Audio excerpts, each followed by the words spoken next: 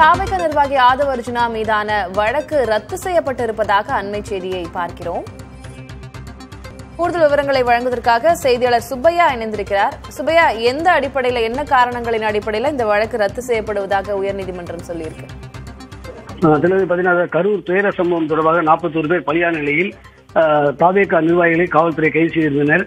இந்த நிலையில் தாவேகாவுடைய தேர்தல் பிரச்சார மேலாண்மை பொதுச் செயலாளர் ஆதவ் அர்ஜுனா தனதுடைய எக்ஸ் தளத்தில் இலங்கை நேபாளம் போல் அரசின் அடக்குமுறைக்கு எதிராக புரட்சி ஏற்படும் என்று பதிவிட்டிருந்தார். இது கலவரத்தை தூண்டுவது போன்றும் பொது அமைதிக்கு குந்தகம் விளைவிப்பது போன்று உள்ளிட்ட பிரிவுகளில் ஆதவ் அர்ஜுனா மீது சைபர் கிரைம் போலீசார் வழக்கு பதிவு செய்தார்கள். இந்த வழக்கை ரத்து செய்ய வேண்டும் என்று ஆதவ் அர்ஜுனா சென்னை உயர்நீதிமன்றத்தில் மனு தாக்கல் செய்திருந்தார்.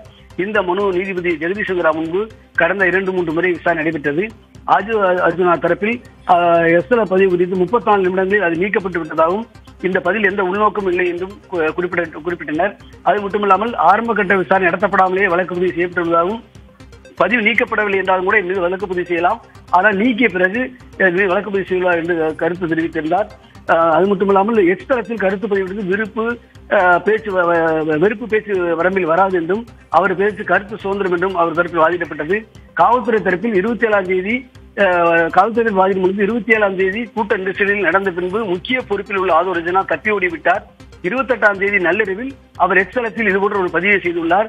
இது சம்பந்தமாக காவல்துறை வழக்கு பதிவு செய்து விசாரணை நடத்த அதிகாரம் உள்ளது என்றும் இது பல்வேறு பிரச்சனையை ஏற்படுத்தும் ஒரு புரட்சி ஏற்படுத்தும் வகையில் அவர் தனது கட்சி சார்ந்த தொண்டரை தூண்டிவிடும் வகையில் இதை பதிவிட்டுள்ளார் என்றும் இதே போன்று இந்த மெசேஜ் பல்வேறு பார்வேர்டு செய்யப்பட்டுள்ளது என்றும் அவர் தெரிவித்திருந்தார்.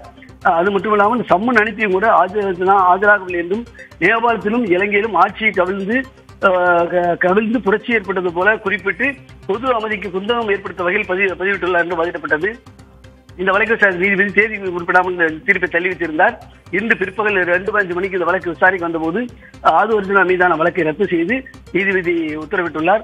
அது மட்டுமில்லாமல் இந்த சம்பவம் தொடர்பாக, அதாவது ஆதவ் அர்ஜுனாவுடைய வாதத்தை ஏற்றுக்கொண்டு இந்த உத்தரவை பிறப்பித்ததாக நீதிபதி ஜெகதீஷ் சந்திரா உத்தரவு குறிப்பிட்டுள்ளார்.